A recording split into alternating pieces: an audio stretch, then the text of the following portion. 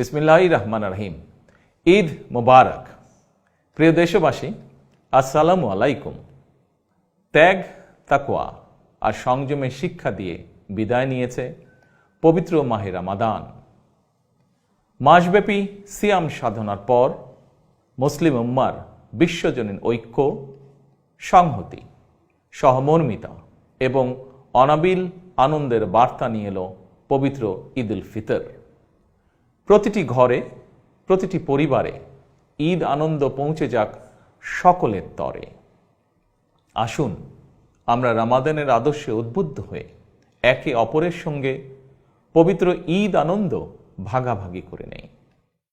ঈদ উল ফিতর উপলক্ষে আমি প্রিয় দেশবাসীকে জানাই পবিত্র ঈদ উল ফিতরের শুভেচ্ছা।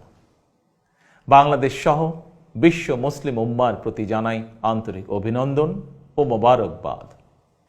ঈদ মোবারক। আল্লাহ হাফেজ।